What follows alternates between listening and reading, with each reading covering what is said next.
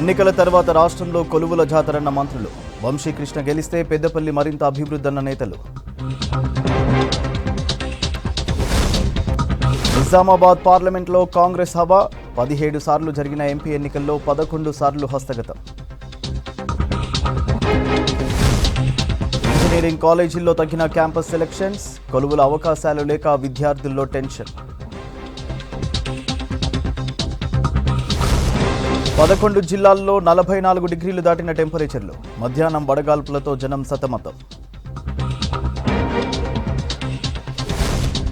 వరంగల్ నీటిలో spring spree వేడుకలు.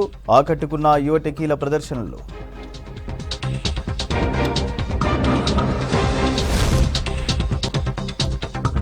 మంచిర్యాల జిల్లా కేంద్రంలో పెద్దపల్లి పార్లమెంటు కాంగ్రెస్ పార్టీ ముఖ్య కార్యకర్తల సమావేశం జరిగింది. ఎమ్మెల్యే ప్రేమ్ సాగర్ రావు అధ్యక్షతన నిర్వహించిన ఈ మీటింగ్కు ఉమ్మడి జిల్లా ఇన్ఛార్జి మంత్రి సీతక్క, మంత్రి శ్రీధర్ బాబు, చెన్నూరు ఎమ్మెల్యే వివేక్ వెంకటస్వామి, బెల్లంపల్లి ఎమ్మెల్యే గడ్డం వినోద్, పెద్దపల్లి కాంగ్రెస్ ఎంపీ అభ్యర్థి గడ్డం వంశీకృష్ణ, మాజీ ఎమ్మెల్సీ బి వెంకట్రావు, ఐఎన్టీయూసీ నేత జనక్ ప్రసాద్ ఇతర ముఖ్య నేతలు అటెండ్ అయ్యారు. పెద్దపల్లి యువతకు ఉపాధి కల్పించాలనే ఆలోచన వంశీదని అన్నారు మంత్రి శ్రీధర్ బాబు. పెట్టుబడులు తీసుకొచ్చే సత్తా వంశీకి ఉందన్నారు. వంశీ విజన్ అద్భుతంగా ఉందని చెప్పిన శ్రీధర్ బాబు వంశీ విజయం ఖాయమైందని అన్నారు. మేమిప్పుడు చెప్తా ఉన్నాం, వంశీ గారిని గెలిపిస్తే ఆయన కూడా నిరంతరం మీ మధ్యలో ఉంటాడు, మీలో ఒకడిగా ఉంటాడు. అక్కడ ప్రభుత్వ పెద్దలతోని మాట్లాడి పోరాటం చేసి ఈ నియోజకవర్గ ప్రజలకు నేనున్నాను పార్లమెంట్ సభ్యుడిగా అని ఒక ఆలోచన ఉన్న వ్యక్తిగా వంశీ మీ ముందట నిలబడ్డాడు. మీరందరూ ఆశీర్వదించండి. మీరందరూ ప్రతి గ్రామానికి వెళ్ళి వంశీ గురించి ఒక 2 మాటలు చెప్పండి. యువతకు సంబంధించిన ఉపాధి విషయంలో ఒక ప్రణాళిక సిద్ధం చేసుకుంటా ఉన్నారు. ప్రతి గ్రామంలో చదువుకున్న వ్యక్తికి ఏదో విధంగా సహకారం చేయాలనే ఒక సంకల్పం ఉన్న వ్యక్తిగా యువత అంతా కూడా ముందుకు నిలబడి మరి వంశీ గారిని గెలిపించే ప్రయత్నం చేయాలి, మేము ఉన్నాం వారి పక్షాన అని తెలియజేయడానికి వచ్చాం. తాత అడుగుజాడల్లో నడిచేందుకే వంశీ రాజకీయాల్లోకి వచ్చారన్నారు మంత్రి సీతక్క. వంశీని భారీ మెజార్టీతో గెలిపించుకుంటామని అన్నారు. ఒక్కసారి రాహుల్ గాంధీ గారికి, ఇందిరమ్మ కుటుంబానికి ప్రధానమంత్రిగా అయ్యేటువంటి అవకాశం రావాలంటే ఇక్కడి నుంచి మరి మన వంశీ లాంటి సోదరులు మన పార్లమెంటు నుంచి భారీ మెజార్టీతో మనం గెలిపించి పంపడమే మనం పార్టీకి ఇచ్చేటువంటి గొప్ప గౌరవం అని ఈ సందర్భంగా తెలియజేస్తాను.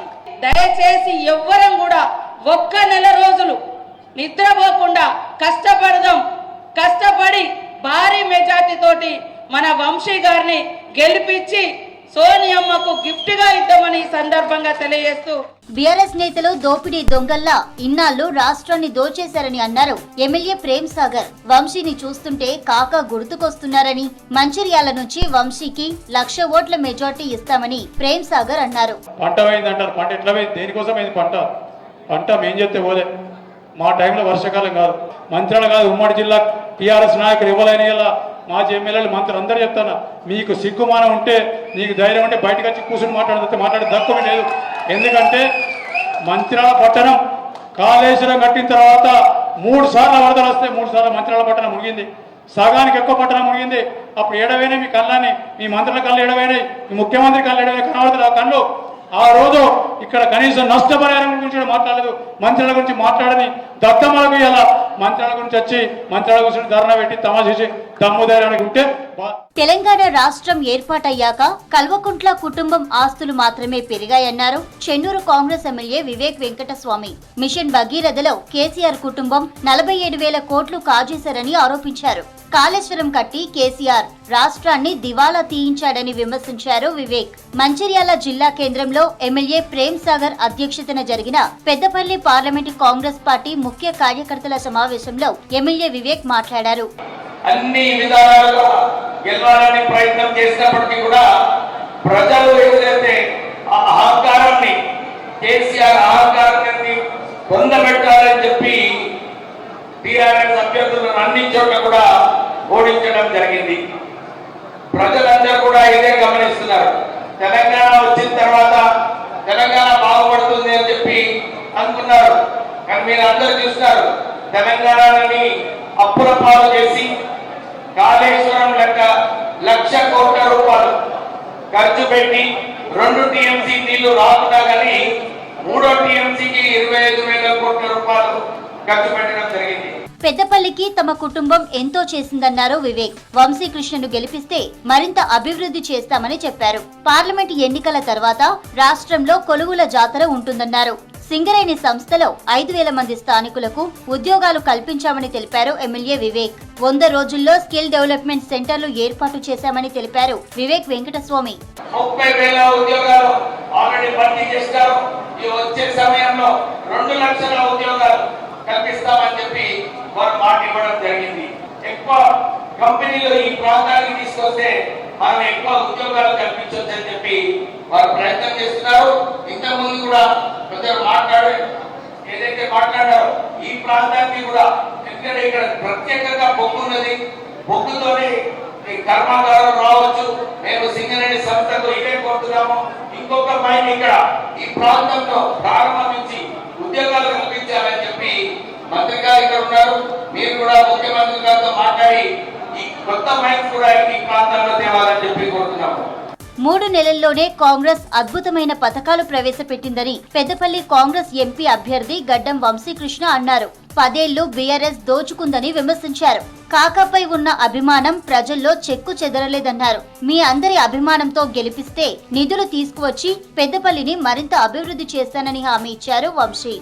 ఈ మంచిర్యాల జిల్లాలో ఏదైతే ఈ డ్రైనేజ్ సమస్యలు ఉన్నాయో, ఇంతకు ముందు జరిగిన బ్యాక్ వాటర్ సమస్యలు కానివ్వండి, ఇవన్నిటి మీద కృషి చేసి పోరాడి మరి అక్కడ ప్రాపర్ డ్రైనేజ్ ఫెసిలిటీ కానివ్వండి, పిఎస్ఆర్ రావు గారి ఆధ్వర్యంలో మంచి పనులు టేకప్ చేసుకొని సెంటర్ నుంచి ఏ నిధులు రావాలో ఆ నిధుల కోసం పోరాడి మరి తీసుకొస్తామని చెప్పి మీ అందరికీ మళ్ళొకసారి తెలియజేస్తున్నాను. అదేవిధంగా సింగరేణి కార్మికులకు ఇన్కమ్ ట్యాక్స్ ఇష్యూల మీద ఇన్కమ్ ట్యాక్స్ రద్దు చేస్తామని చెప్పి ఏదైతే ప్రచారాలు ఇంతకు ముందు నుంచి నడుస్తున్నాయో దాన్ని కూడా తక్కువ చేయడంలో కృషి చేస్తామని చెప్పి మళ్ళొకసారి మీ అందరి ముందు మాటిస్తున్నాను. మంత్రివర్యులు ఇన్ఛార్జు శ్రీధర్ బాబు గారు వారి ఆశీస్సులు లేకుంటే ఇది అయ్యేది సాధ్యమే కాకుండే. నాకు మళ్ళొకసారి శ్రీధర్ బాబు గారు కూడా ధన్యవాదాలు తెలియజేస్తూ గడ్డం వంశీకృష్ణను భారీ మెజార్టీతో గెలిపించుకుంటామని పెద్దపల్లి కాంగ్రెస్ నేతలు అన్నారు. సార్వత్రిక ఎన్నికల నిర్వహణపై జిల్లా అధికార యంత్రాంగం ప్రత్యేక దృష్టి సారించింది. ఎన్నికల కమిషన్ షెడ్యూల్ విడుదల చేసింది. మొదట ఏర్పాట్లలో నిమగ్నమయ్యారు అధికారులు. కోడ్ అమలులో ఉండడంతో అన్ని రకాల వ్యవహారాలపై నజర్ పెట్టారు. బ్యాంక్ లావాదేవీలు, ఆన్లైన్ చెల్లింపులపై నిఘా పెంచడంతో పాటు ప్రచార ఖర్చులు, కోడ్ ఉల్లంఘనల పర్యవేక్షణకు ప్రత్యేక బృందాలను నియమించారు. ఉమ్మడి నల్గొండ జిల్లాలోని 2 పార్లమెంటు స్థానాల్లో ప్రత్యేక దృష్టి సారించిన ఎన్నికల కమిషన్పై స్పెషల్ స్టోరీ.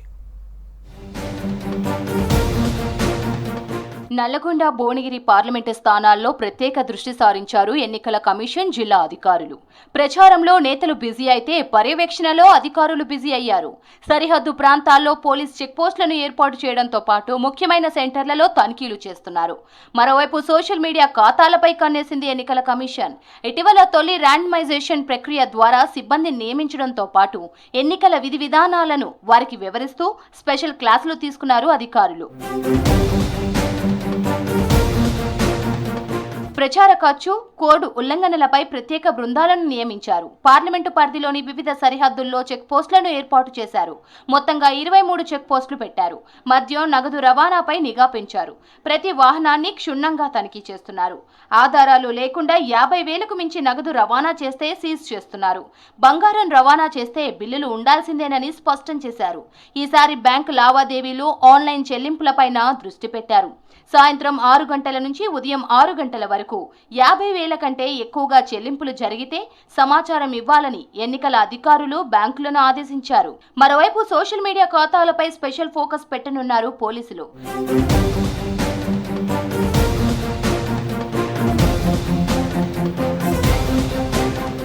దేశ దేశవ్యాప్తంగా పార్లమెంట్ ఎన్నికలు జరగనున్నాయి. తెలంగాణలో 4వ విడతలో ఎన్నికలు ఉండనున్నాయి. కోడ్ అమల్లోకి రావడంతో ఇప్పటికే వాల్ పోస్టర్లు, వాల్ రైటింగులను తొలగించారు. ఏప్రిల్ 18న నోటిఫికేషన్ విడుదల కానుండగా మే 13న పోలింగ్ జరగనుంది. భువనగిరి, నల్గొండ పార్లమెంటు స్థానాలకు సంబంధించి నల్గొండ రిటర్నింగ్ అధికారిగా దాసరి హరిచందన, భువనగిరికి యాదాద్రి భువనగిరి కలెక్టర్ వ్యవహరించనున్నారు. భువనగిరి పార్లమెంటు పరిధిలో భువనగిరి, జనగాం, ఆలేరు, తుంగతుర్తి, నకిరేకల్, మునుగోడు, ఇబ్రహీంపట్నం నియోజకవర్గాలు ఉండగా నల్లగొండ పార్లమెంటు స్థానంలో నల్లగొండ, దేవరకొండ, నాగార్జున సాగర్, మిర్యాలగూడ, హుజూర్ నగర్, కోదాడ, సూర్యాపేట ఉన్నాయి. కౌంటింగ్ ప్రక్రియ కూడా భువనగిరి జిల్లా కేంద్రంలోని అరోరా కాలేజీలో, నల్గొండలో దుప్పలపల్లి వీర్రాజు కార్పొరేషన్ గోదాంలో చేపట్టనున్నారు. ఇందుకు సంబంధించిన ఏర్పాట్లను అధికారులు చేస్తున్నారు.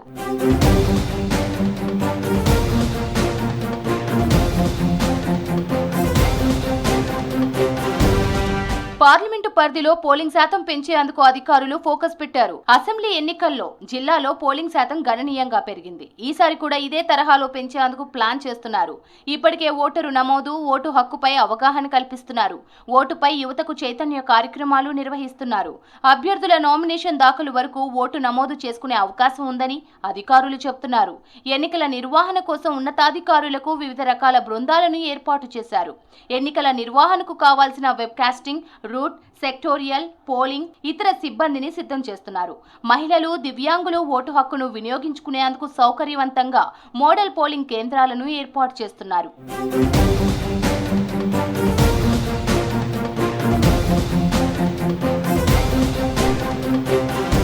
అన్ని కేంద్రాల్లో విద్యుత్, తాగునీరు, మౌలిక సదుపాయాలు కల్పించేలా చర్యలు తీసుకుంటున్నారు.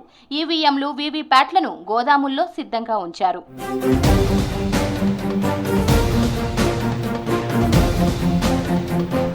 ఉమ్మడి ఆదిలాబాద్ జిల్లాలో ఆదివాసీల సంక్షేమం, అభివృద్ధి కుంటుపడిందని ఆగ్రహం వ్యక్తమవుతోంది. లోక్సభ ఎన్నికలతో ఎంపీ సెగ్మెంట్లోని ఏజెన్సీలోని సమస్యలు పరిష్కరిస్తామని గాలం వేస్తున్నాయి ప్రధాన పార్టీలు. గిరిజన ఓటర్లు 4.10 లక్షలతో లోక్సభ పోరు రసవత్తరంగా మారుతోంది. ఏళ్ల తరబడి సమస్యలు విస్మరిస్తున్నారని గిరిపుత్రులు ఆందోళన వ్యక్తం చేస్తున్నారు.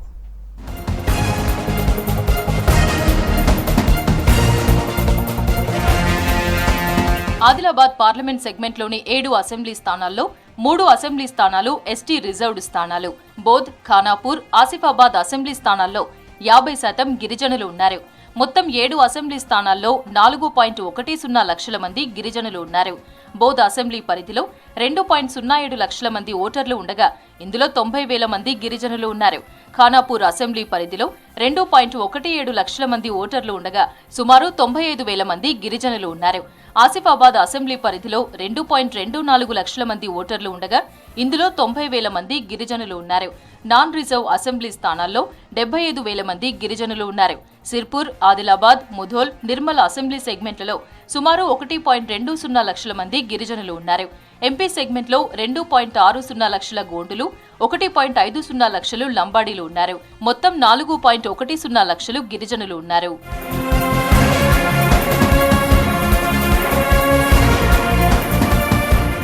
ఇక్కడ గిరిజనుల ప్రాబల్యం ఉండడంతో గిరిజన సంక్షేమ పథకాలపై ప్రధాన పార్టీలు ప్రాధాన్యత ఇస్తాయి. గత ఎన్నికల్లో గిరిజనుల రిజర్వేషన్తో పోడు భూముల పట్టాలకు బీఆర్ఎస్ హామీ ఇచ్చింది. అటవీ ప్రాంతాల్లో పోడు భూములకు పట్టాల పంపిణీ హామీ వివాదాస్పదంగా మారింది. 9 ఏళ్ల అనంతరం పోడు పట్టాల పంపిణీలో అవకతవకలు జరిగాయని ఆరోపిస్తున్నారు గిరిజనులు.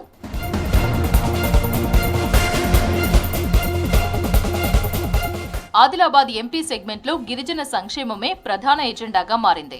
ఏజెన్సీ ప్రాంతాల్లో రోడ్లు, వైద్య వసతులు, విద్యారంగ సమస్యలతో సతమతమవుతున్నారు గిరిజనులు. ఏళ్ల క్రితం నుంచి వెనకబడిన ఆదిలాబాద్ జిల్లాలో గిరిజన యూనివర్సిటీ ఏర్పాటు చేయాలనే ప్రతిపాదనలు అమలుకు నోచుకోలేదు. ట్రైబల్ యూనివర్సిటీని ములుగులో ఏర్పాటు చేశారు పాలకులు. 20 ఏళ్ల క్రితం ఉట్నూరు పరిధిలో యూనివర్సిటీ ఏర్పాటుకు 450 ఎకరాలు సేకరించారు. కానీ ఇక్కడ గిరిజన యూనివర్సిటీ ఏర్పాటు చేయకపోవడంతో అభివృద్ధికి దూరమయ్యామని నిరసన వ్యక్తం చేస్తున్నారు గిరిజనులు.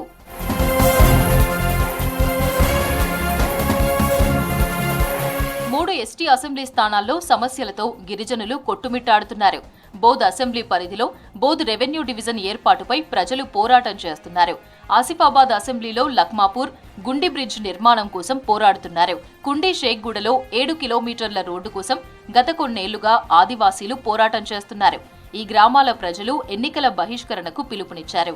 ఖానాపూర్ అసెంబ్లీ పరిధిలోని ఉట్నూరులో గిరిజన యూనివర్సిటీ ఏర్పాటు ఎంపీ ఎన్నికల ప్రచారంలో ప్రధాన అస్త్రంగా మారుతోంది. గతంలో వర్సిటీ ఏర్పాటుకు గులాబీ పాలకులు స్థలం కేటాయించకపోవడంతోనే ములుగులో ఏర్పాట్లు చేస్తున్నట్లు కేంద్రం చెబుతోంది. ప్రధానంగా ఆదివాసీలు అధిక సంఖ్యలో ఉన్నందున వారి సమస్యలకు ఉట్నూరు ఏజెన్సీలోని ఐటీడీఏకు వెళ్లాల్సి వస్తోంది. ప్రభుత్వ వ్యవహారాలకు ఆదిలాబాద్ జిల్లా కేంద్రంలోని డివిజన్ ఆఫీస్కు వెళ్లాల్సి వస్తోంది. రోడ్ల పరిస్థితి నేను వచ్చిన తర్వాత నా నియోజకవర్గం చెప్పినట్లయితే నిజంగా ఎక్కడైతే రోడ్లు అవసరమో అక్కడ కూడా రోడ్లు వేయలే. అవసరం లేని చోట ఎక్కడ పడితే అక్కడ రోడ్లు వేశారు. కానీ మేము రోడ్లు వేసే విషయంలో చాలా స్పష్టంగా వెళ్తున్నాం. మరి రోడ్లు ఏవైతే రోడ్లు లేని గ్రామాలని మేము ఆల్రెడీ గుర్తించడం అనేది జరిగింది. అదేవిధంగా 3 ఫేస్ కరెంట్ లైన్ లేని గ్రామాలు గుర్తించడం అనేది జరిగింది. నీటి సౌకర్యం లేని గ్రామాలను కూడా గుర్తించడం అనేది జరిగింది. ఎందుకంటే మిషన్ భగీరథ ద్వారా చాలా గ్రామాలకు నీరు అందిస్తామని మాట ఇచ్చారు. కానీ ఎక్కడ కూడా మిషన్ భగీరథ రాలే. అందుకే గౌరవ ముఖ్యమంత్రి ఇంద్రవెల్లి వచ్చినప్పుడు 60 కోట్లు శాంక్షన్ చేసి మిషన్ భగీరథ కోసం మళ్ళీ డబ్బులు శాంక్షన్ చేయడం అనేది జరిగింది. గిరిజన గ్రామాలకు రోడ్డు సౌకర్యాలు లేకపోవడంతో అవస్థలు పడుతున్నామని అంటున్నారు గ్రామస్తులు. దవాఖానాకు, ఉన్నత విద్యకు, నిత్యావసర వస్తువులకు కాలినడకన వెళ్లాల్సి వస్తుందన్నారు. 70 ఏళ్లుగా రోడ్డు నిర్మాణం జరగడం లేదని అసహనం వ్యక్తం చేస్తున్నారు.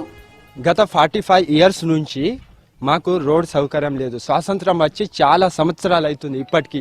బట్ మాకు పట్టించుకుంటలేరు ఎవ్వరు. ఇప్పుడు అసలు మేము ప్రపంచంలో ఉన్నామో లేదో కూడా మాకే తెలియదు. ఇప్పుడు ఓటింగ్స్ 1 మంత్ తర్వాత ఉంటేనే ప్రజలు ప్రతి ఒక్క లీడర్స్ వస్తారు. అప్పటిదాకా మా విలేజ్ గుర్తుకు రాదు. అసలు ఈ గొల్లగాడ్ గ్రామంలో ప్రజలు ఉన్నారో లేదో కూడా వాళ్ళకి తెలియదు. ఓటింగ్స్ ఉంటేనే మాత్రం వస్తారు. ఇప్పుడు 45 ఇయర్స్ అయింది సార్, ఎందరో వస్తున్నారు, ఎవరు పట్టించుకోలేదు. ఇప్పుడు ఏ నాయకుడి మీద హోప్స్ పెట్టుకొని ఎలక్షన్ వేయమంటారు, ఓటు వేయమంటారు. అందరి మీద హోప్స్ పోయినాయి మాకు. అందుకే మేము ఊరందరం మాట్లాడుకొని ఎవరికి ఓటు వేయద్దని ఇది ఫిక్స్ చేసి వేయలేదన్న. గిరిజనులకు ఇచ్చిన హామీలను బీఆర్ఎస్ విస్మరించిందన్నారు ప్రధాన పార్టీల అభ్యర్థులు. రిజర్వేషన్ సమస్యతో పాటు పోడు భూముల పట్టాలు పూర్తి స్థాయిలో పంపిణీ చేయలేదన్నారు. ఈ 5 సంవత్సరాల్లో బీఆర్ఎస్ ప్రభుత్వము ప్రధానమంత్రి సడక్ యోజన కూడా తీసుకురానటువంటి పరిస్థితి ఉన్నది. ఒక్క రోడ్ కూడా తీసుకురాలి ప్రధానమంత్రి సడక్ యోజన. ఇక్కడ రాష్ట్ర ప్రభుత్వానికి కూడా బాధ్యత కదా. అదే అంతకుముందు 315 కోట్ల రూపాయలు సెంట్రల్ నుంచి సరే నేను ఆ రోజు ఎంపీగా ఉన్నప్పుడు తీసుకురావడం జరిగింది ప్రధానమంత్రి సడక్ యోజన. అయితే దానికి కొన్ని ఎందుకంటే ఫారెస్ట్ క్లియరెన్స్ లేక ఈ 5 సంవత్సరాల్లో అంటే మరి రాష్ట్ర ప్రభుత్వం దానికి సంబంధించినటువంటి ప్రపోజల్స్ అన్ని పంపించాలి. క్లియరెన్స్ చేయించే బాధ్యత రాష్ట్ర ప్రభుత్వానికి. ఎగ్జిక్యూటివ్ ఏజెన్సీ రాష్ట్ర ప్రభుత్వం.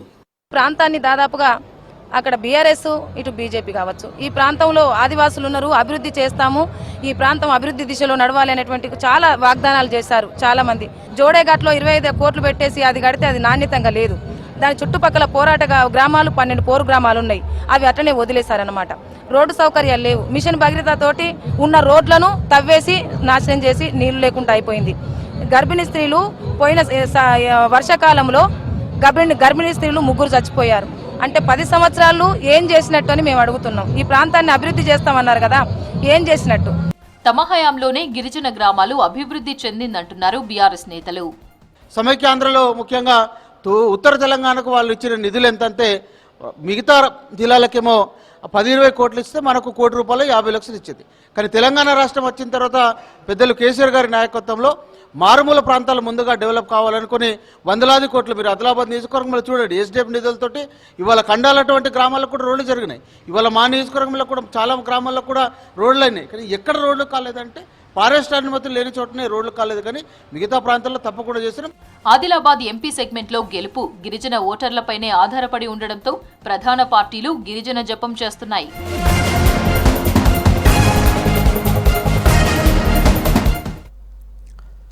ఇంజనీరింగ్ చేస్తే సర్కార్ కొలువో లేదంటే కాలేజీల్లో ప్లేస్మెంట్తో ప్రైవేటు కంపెనీలో ఉద్యోగం లభిస్తుందని విశ్వాసం ఉండేది. కానీ ఇప్పుడు ఆ పరిస్థితి లేదు. ఎన్నో కష్ట నష్టాలు కోర్చి ఇంజనీరింగ్ పూర్తి చేస్తే ప్రభుత్వం కొలువు మాట ఏమో కానీ ప్రైవేటు కంపెనీల్లో కొలువు దొరికే పరిస్థితి కూడా లేకుండా పోయిందని ఇంజనీరింగ్ చదివిన స్టూడెంట్స్ తలలు పట్టుకుంటున్నారు.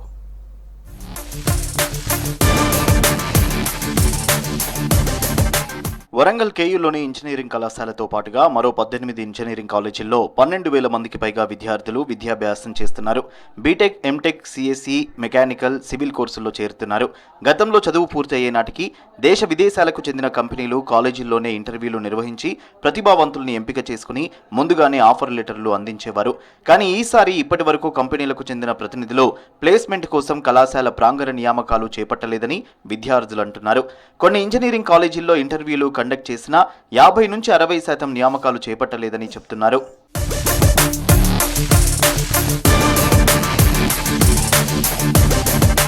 దేశంలోనే అత్యుత్తమ ప్రతిభ గల కళాశాలగా పేరొందిన జాతీయ సాంకేతిక విద్యా సంస్థలో దేశ విదేశాలకు చెందిన 265 కంపెనీలో క్యాంపస్ సెలక్షన్స్ చేపట్టేందుకు వచ్చారని నీట్ అధికారులు చెబుతున్నారు. ఇంజనీరింగ్ చదువుకునేందుకు విద్యార్థుల సంఖ్య ఏడాదికి పెరుగుతున్నప్పటికీ ఆ స్థాయిలో కంపెనీలు నియామకాలు చేపట్టేందుకు ఆసక్తి చూపటం లేదు. ఈ కారణంగా స్టూడెంట్స్ కు ఆశించిన ప్లేస్మెంట్లు లభించక ఇబ్బందులు పడుతున్నారు. ప్లేస్మెంట్ వచ్చేసి చాలా వరకు ఎఫెక్ట్ అయింది డ్యూ టు రిసెషన్ వల్ల, చాలా లే ఆఫ్స్ అవడం వల్ల లైక్ ప్లేస్మెంట్ సీజన్ మీద ఇంపాక్ట్ అనేది పడింది. లైక్ స్టాట్స్ కంపేర్ చేస్తే ఆల్ ఓవర్ ఇండియా వచ్చేసి లాస్ట్ ఇయర్ మీద ఆల్ ఎన్ఐటీస్, ఐఐటీస్ కానీ ఏ కాలేజెస్ చూసుకున్నా లాస్ట్ ఇయర్ మీద 30 to 40% డిక్రీజ్ అయింది అనేది ఒక న్యూస్ వచ్చింది based on the reports taken from all other colleges. So engineering కళాశాలలో విద్యా సంవత్సరం పూర్తయ్యే దశలో డిసెంబర్లో మొదటి విడత క్యాంపస్ సెలక్షన్స్ చేపట్టి రెండో విడత ఫిబ్రవరి, మార్చి నెలల్లో నిర్వహించేవారని విద్యార్థులు చెబుతున్నారు. ఈసారి మాత్రం కంపెనీలకు చెందిన ప్రతినిధులు క్యాంపస్ సెలక్షన్స్ కోసం ముందుకు రాలేదని అంటున్నారు. ఎవ్రీ ఇయర్ అవుతున్నట్టే అవుతున్నాయి ఈ ఇయర్ కూడా. నార్మలీ ఇన్ జనరల్ బయట అయితే తగ్గుతున్నాయి అంటున్నారు, కానీ మాకు పెద్ద డిఫరెన్స్ ఏం తెలియట్లేదు. మాకు ఇంకా కంపెనీస్ వస్తున్నాయి అండ్ ప్లేస్మెంట్స్ అవుతున్నాయి అండ్ ఇప్పుడు వస్తున్నాయి. ఇంకా ఈ ఏప్రిల్ మంత్ మొత్తం కూడా ఎండింగ్ వరకు వస్తూనే ఉంటాయి.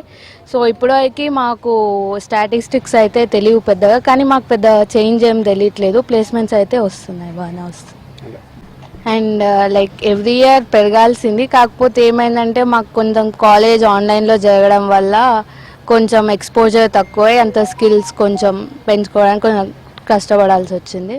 ఎన్ఐటి వరంగల్లోనూ ఈసారి నియామకాలు సగానికి పైగా తగ్గాయని విద్యార్థులు చెబుతున్నారు. నీట్లో ఇంజనీరింగ్ చదివే విద్యార్థులను పలు కంపెనీలు ఏడాది ముందుగానే ఎంపిక చేసుకునేది.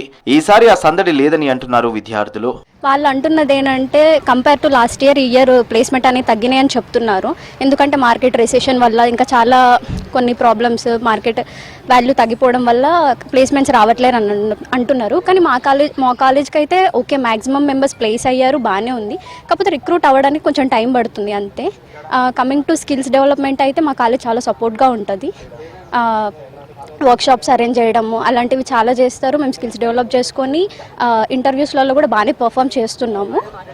సో ఇంపాక్ట్ పడుతుంది, కానీ ఓకే, బెటర్గానే ఉంది. క్యాంపస్ ఇంటర్వ్యూలో ఎంపికైన చాలా మందికి ఉద్యోగం దక్కుతుందన్న నమ్మకం లేకుండా పోతోందని అంటున్నారు విద్యార్థి తల్లిదండ్రులు. ఈరోజు దేశవ్యాప్తంగా ఉన్నటువంటి ఇంజనీరింగ్ విద్యార్థులు ఉన్నత ఇంజనీరింగ్ విద్యను కంప్లీట్ చేసుకున్నాక ప్లేస్మెంట్ అనేటువంటిది ప్రపంచవ్యాప్తంగా వస్తున్నటువంటి ఒక ఆర్థిక మాధ్యాన్ని దృష్టిలో పెట్టుకొని పెద్ద పెద్ద ఇన్స్టిట్యూషన్స్లో కూడా ఆశించినటువంటి స్థాయిలో ప్లేస్మెంట్స్ అనేటువంటిది కొంత ఈ అంటే గ్లోబలైజేషన్ ఎఫెక్ట్ వలన పెద్ద సంస్థల్లో కూడా గత సంవత్సరంతో పోల్చుకుంటే కొంత తగ్గిందని మనం చెప్పుకోవచ్చు.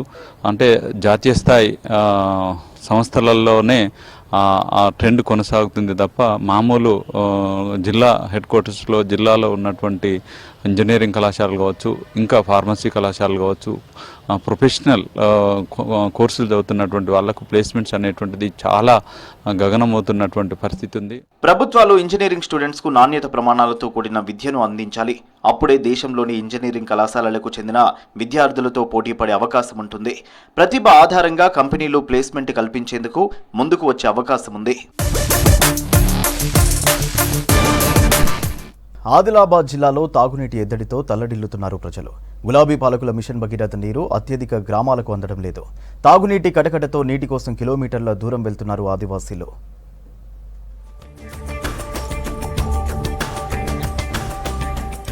ఆదిలాబాద్ గిరిజన ఏజెన్సీలోని 1011 గ్రామాలకు గాను అత్యధిక గ్రామాల్లో తాగునీటి ఎద్దడి నెలకొంది. గులాబీ పాలకులు చేపట్టిన మిషన్ భగీరథ జిల్లాలో నిరుపయోగమైంది. ఈ స్కీమ్ కింద సుమారు 522 గ్రామాల్లో వాటర్ ట్యాంకులు నిర్మించారు. ఉట్నూర్ ఐటీడీఏ పరిధిలోని సుమారు 300 గ్రామాలకు మిషన్ భగీరథ నీరందడం లేదు. నిర్మించిన ట్యాంకులు ఎత్తులో నిర్మించారు. దీంతో వాటర్ ట్యాంకుల్లోకి నీరు చేరడం లేదు. ఇంద్రవెల్లి, నార్నూర్, బుట్నూర్, కెరమేరి, సిర్పూర్ యు, గాదిగూడ, లింగాపూర్, జైనూర్ మండలాల్లో ప్రజలు తాగునీటి ఎద్దడితో అల్లాడుతున్నారు. మిషన్ భగీరథ కింద 10,000 లీటర్ల నుంచి 2.5 లక్షల లీటర్ల నీటి సామర్థ్యం కలిగిన 54 రక్షిత నీటి పథకాలు మంజూరు చేశారు. అధికారుల పర్యవేక్షణ లేక పైప్ లైన్ నిర్మాణాల్లో లీకేజీలు ఏర్పడ్డాయి. దీంతో మారుమూల గిరిజన గూడాల్లో నీటి సమస్య తీవ్రతరమవుతోంది. మేము బయట నుంచి తేవాలి నీళ్లు. ఇక్కడ నుంచి 2-3 కిలోల ఒర్రె నుంచి తెస్తాం సార్. ఒర్రెల్లో వాటర్ ఉంటుంది, అది తీసుకొస్తాం మేము ఎండాకాలంలో. చాలా కష్టం ఉన్నది మాకు. అధికారులు ఎవరు రాలేదు సార్, ఎవరు రారు, ఎవరు చూడరు. ఇక్కడ రోడ్ లేదు, ఏం లేదు. మాకు చాలా కష్టం ఉన్నది నీళ్ళతోటి. ఇక్కడ నీళ్లు నింపడానికి బాగా ఇబ్బంది అవుతుంది. అది తీయడానికి అది ఇక్కడ నీళ్లు దొరకకపోతే స్నానం చేయడానికి నీళ్లు ఉండదు, తాగడానికి నీళ్లు ఉండదు. ఇబ్బంది అవుతుంది చాలా. ప్రభుత్వం స్పందించాలా. ఏజెన్సీలోని 4 అసెంబ్లీ సెగ్మెంట్ల మండలాల్లో తాగునీటి కోసం కిలోమీటర్లు కాలినడకన వెళ్తున్నారు ఆదివాసీలు. ఉట్నూర్ మండలం వడ్గల్పూర్, ఇంద్రవెల్లి మండలంలోని పలు గ్రామ పంచాయతీల గిరిజనులు తాగునీటి కోసం అవస్థలు పడుతున్నారు. కిలోమీటర్ నుంచి 5 కిలోమీటర్లు కాలినడకన వెళ్లి తాగునీరు తీసుకురావాల్సిన పరిస్థితులు ఉత్పన్నమవుతున్నాయి. ఎవరు పట్టించుకోలేరు. భగీరథ టాకా ఉంది కానీ ఎవరు పట్టించుకోలేరు, ఎవరు వచ్చి ఇంకా చూడలేరు. ఇంకా 5-6 సంవత్సరాలు అవుతుంది. బాగా ఇబ్బందిగా ఉంది సార్. బిందెలతో మోస్తాం సార్, లైన్ పట్టి తీస్తాం. వాటర్ లోతుగా ఉంటుంది సార్. ఎండాకాలం వచ్చినాక మాకు బాగా కష్టం ఉంటుంది సార్. ఊరిలోకి వెళ్ళి 2 కిలోమీటర్లు తీసుకుపోయి వాటర్ తీసుకోవాలి. బాగా ఇబ్బందిగా ఉంటుంది సార్. నీళ్ళు తీసుకెళ్ళడానికి చాలా ఇబ్బందిగా ఉంది సార్. హాస్టల్ నుంచి వచ్చినప్పుడు ఇక్కడ చాలా ఇబ్బందిగా ఉంటుంది సార్. నీళ్ళు తీసుకెళ్ళడానికి హాస్టల్ని ఉంటే మంచిగా అనిపిస్తుంది సార్. తాగడానికి, స్నానం చేయడానికి నీళ్ళు ఉండవు సార్. చాలా ఇబ్బందిగా అవుతుంది సార్. మా ఊర్లో వాళ్ళు అందరూ ఇలానే ఇబ్బంది పడతారు సార్. గిరిజన ప్రాంతాల్లో గులాబీ పాలకుల నిర్లక్ష్యంతోనే తాగునీటి సమస్య జటిలమైందని ఆరోపణలు వ్యక్తమవుతున్నాయి. సరఫరా నీటి సమస్యలపై ఆఫీసర్ల పర్యవేక్షణ కొరబడింది.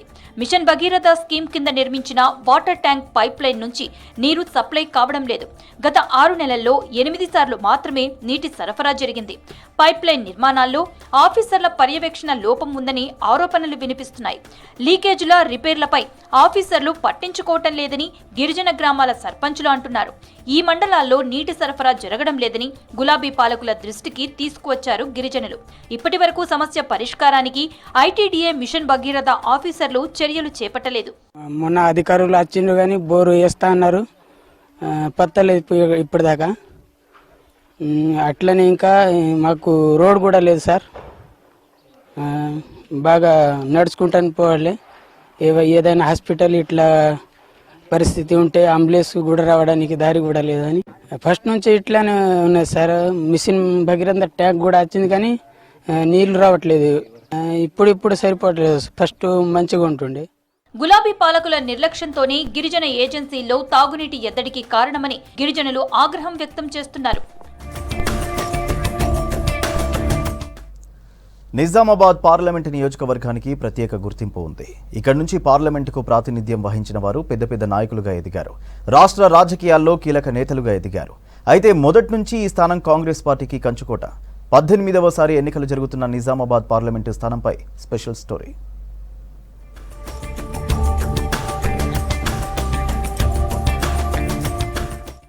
నిజామాబాద్ పార్లమెంటు స్థానం 1952లో ఏర్పడింది. 1952 నుంచి 2019 వరకు 17 సార్లు పార్లమెంటు ఎన్నికలు జరగగా 11 సార్లు కాంగ్రెస్ అభ్యర్థులు విజయం సాధించారు. మొదటి నుంచి హస్తం హవా ఉండగా మధ్యలో టీడీపీ ఆవిర్భావం తర్వాత కొంత బ్రేక్ పడింది. ఇక గత 2 సార్లు కొత్త అభ్యర్థులు ఎంపీలుగా ఎన్నికయ్యారు.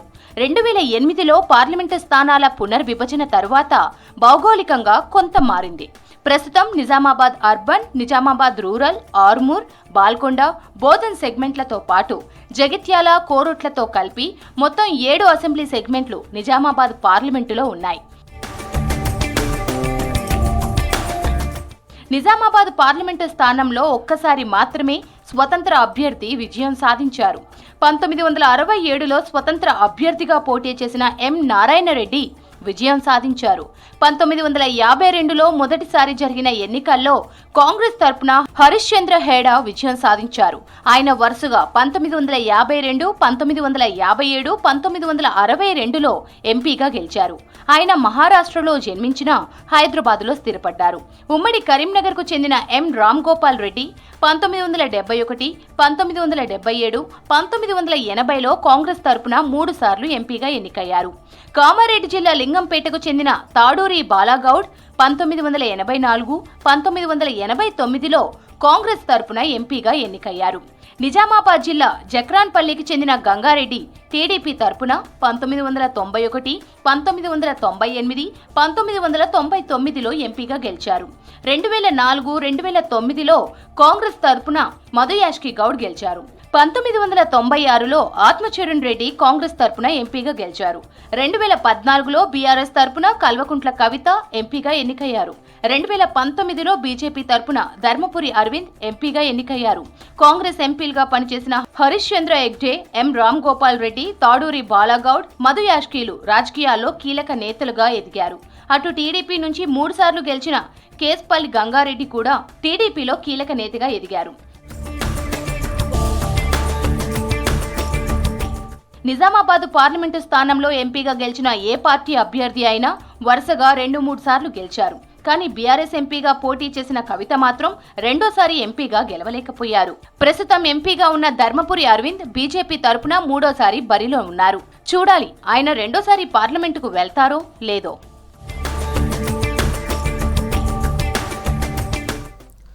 నిన్న ఛత్తీస్గఢ్ తెలంగాణ సరిహద్దులో జరిగిన ఎన్కౌంటర్లో దండకారణ్యం స్పెషల్ జోనల్ కమిటీ సభ్యుడు అన్నే సంతోష్ ఉరఫ్ సాగర్ మృతి చెందాడు. మృతదేహం ఇవాళ అతని స్వగ్రామం జయశంకర్ భూపాలపల్లి జిల్లా కాటారం మండలం దస్తగిరిపల్లికి చేరుకుంది. ఇక్కడ మృతుడి వృద్ధ తల్లిదండ్రులు అంత్యక్రియలు నిర్వహించారు. అంత్యక్రియల్లో పాల్గొన్న గ్రామస్తులు ఎర్ర జెండాలతో స్వాగతం పలికారు.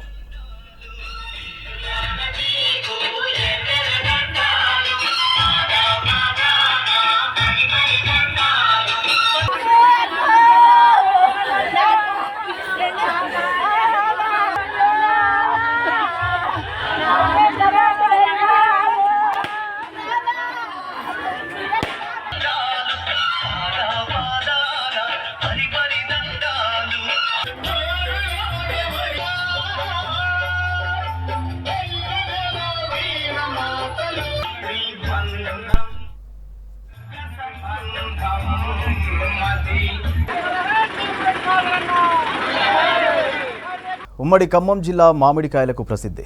ఏటా ఇక్కడి నుంచి హైదరాబాద్తో పాటు ఇతర రాష్ట్రాలకు ఎగుమతి చేస్తారు. ప్రస్తుత సీజన్ మామిడి కోతలు ప్రారంభమయ్యాయి. అదేవిధంగా మండీలు కూడా సిద్ధమయ్యాయి. ఇప్పటికే పలు మండీల నుంచి కొద్ది మొత్తంలో రవాణా కూడా జరుగుతోంది. దిగుబడి తక్కువ రాగా ధరలు ఆశాజనకంగా ఉన్నాయి.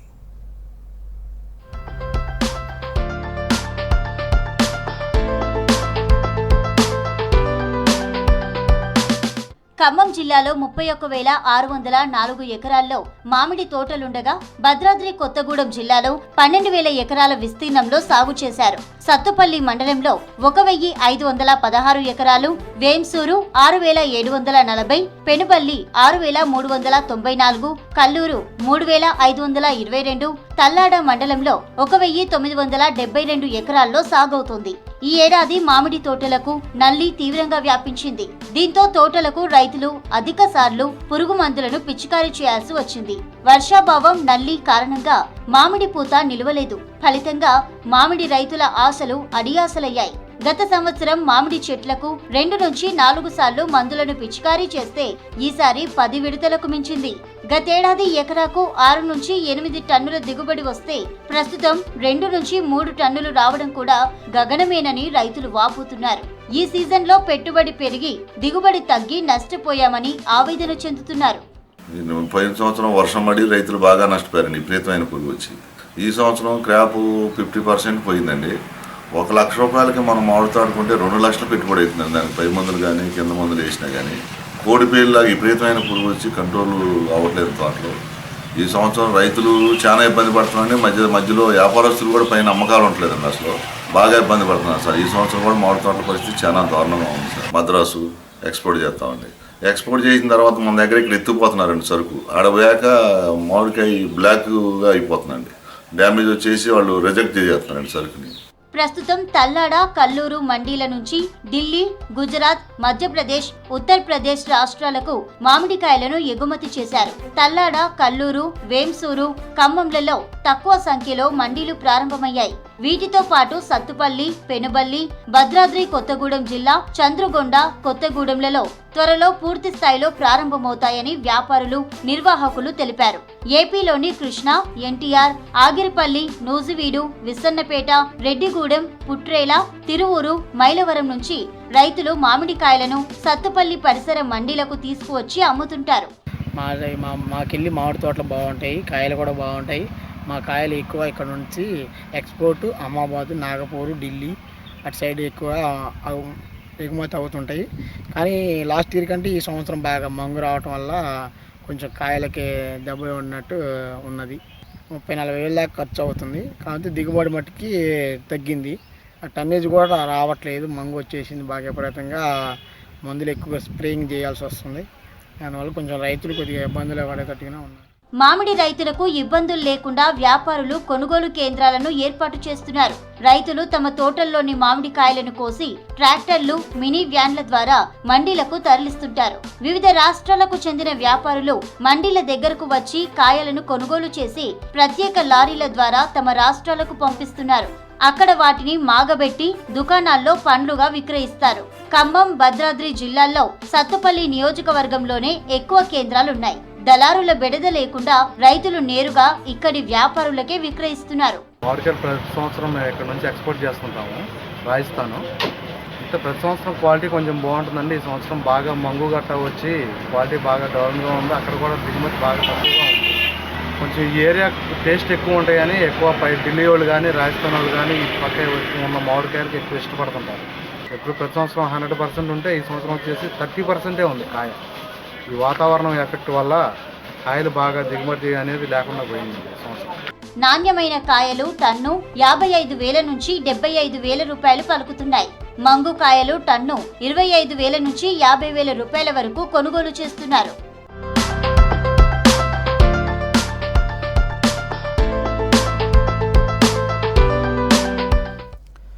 పిల్లల ఎగ్జామ్స్ ముగిసిన తర్వాత పేరెంట్స్ సమ్మర్ క్యాంప్స్ పై ఫోకస్ పెడుతున్నారు. ఓవైపు ఎండలు మండిపోతున్నాయి. సేద తీరేందుకు చిన్నారులు స్విమ్మింగ్ పూల్స్ లో ప్రత్యక్షమవుతున్నారు. సరదాగా స్విమ్మింగ్ చేస్తూ వేసవిని గడుపుతున్నారు.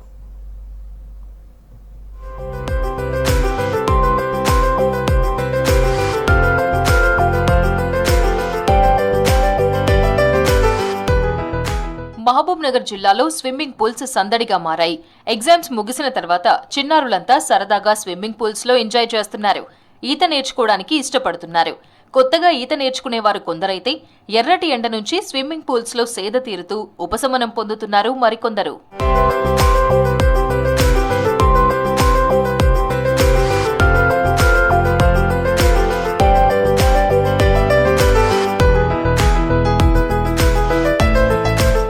స్విమ్మింగ్ ను పేరెంట్స్ లైఫ్ స్కిల్ గా భావించి చిన్నారులకు శిక్షణ ఇప్పించేందుకు ఆసక్తి చూపిస్తున్నారు.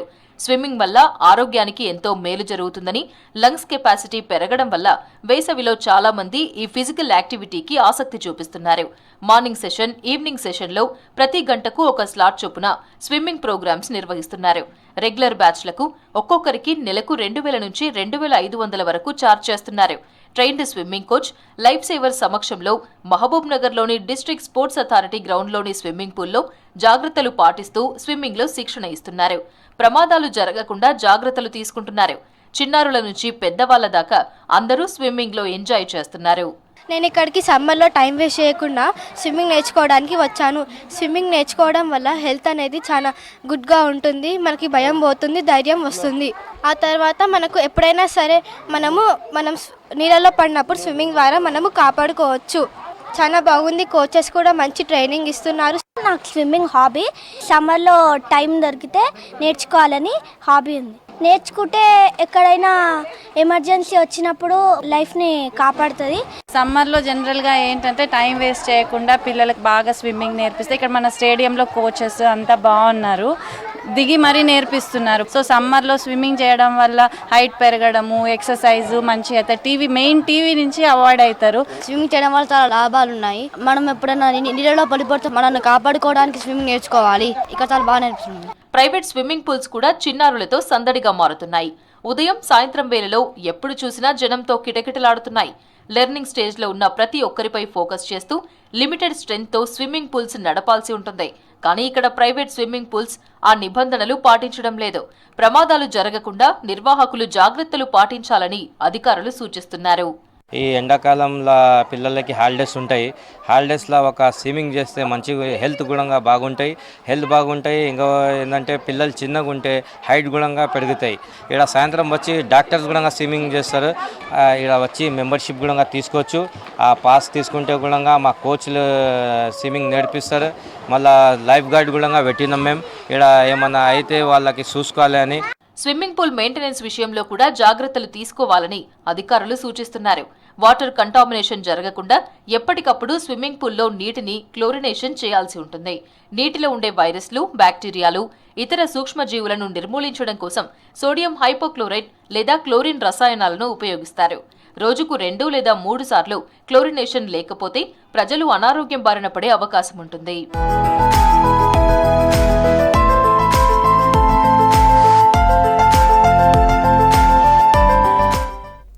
సినీ నటి అదితిరావు హైదరి, సినీ హీరో సిద్ధార్థ్ త్వరలో ఒక్కటి కాబోతున్నారు. మార్చి 27న వీరిద్దరి ఎంగేజ్మెంట్ వనపర్తి జిల్లాలోని శ్రీరంగాపురం శ్రీరంగనాథ స్వామి ఆలయంలో జరిగింది. నటుడు సిద్ధార్థ్తో తన ఎంగేజ్మెంట్కు శ్రీరంగాపూర్ ఆలయం ఎందుకు వేదికగా ఎంచుకున్నారు? అదితికి వనపర్తి సంస్థానంలో సంబంధం ఏంటి?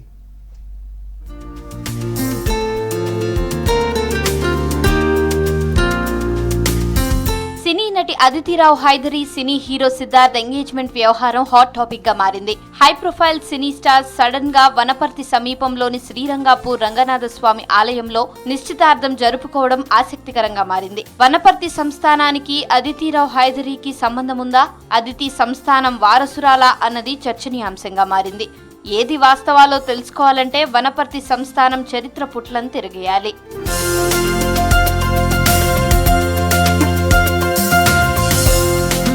1950లో హైదరాబాద్ నిజాం కాలేజీలో వనపర్తి సంస్థానం యువరాజు 3వ రామేశ్వరరావు ఉన్నత విద్యను అభ్యసిస్తున్న రోజులవి. అదే కాలేజీలో శాంత అనే మహిళ చేరింది. వారిద్దరి మధ్య పరిచయం, ప్రేమ ఆ తర్వాత పెళ్లికి దారితీసింది. పెళ్లై విడాకులు తీసుకున్న శాంతమ్మను 3వ రామేశ్వరరావు వివాహం చేసుకున్నారు. 3వ రామేశ్వరరావు తల్లి సరళమ్మ, తండ్రి కృష్ణదేవరావు. ఈ వివాహం రామేశ్వరరావు తల్లి సరళమ్మకు ఇష్టం లేదు.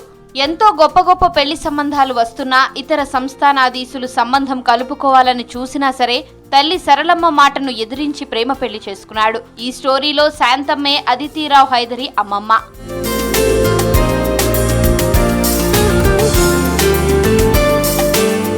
రామేశ్వరరావుతో వివాహానికి ముందే శాంతమ్మకు 2 కూతుర్లు. మొదటి భర్తకు విడాకులిచ్చి రామేశ్వరరావును పెళ్లి చేసుకున్నారు. శాంతమ్మ 2 కూతుర్లలో ఒకరు అదితి తల్లి విద్య. వనపర్తి సంస్థానానికి అదితికి ఏమాత్రం సంబంధం లేదని సంస్థానం వారసులు చెబుతున్న మాట. తాను సంస్థానం మనవరాలిని అని అదితి భావిస్తోందని, తను కూడా వారసురాలిగా అభిప్రాయపడుతోందని, ఆమె కానీ ఆమె తల్లి విద్య, అమ్మమ్మ శాంతమ్మ కానీ వారసులు కారని సంస్థానం వారసులు అంటున్నారు.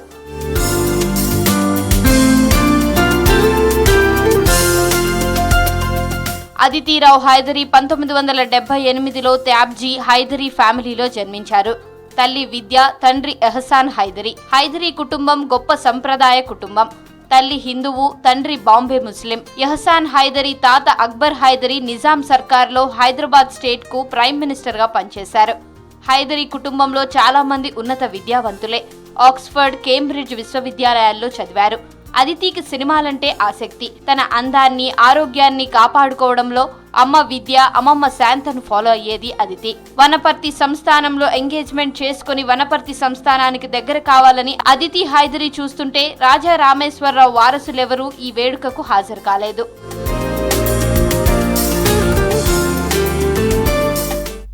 ఇవి బులెటిన్ అప్డేట్స్.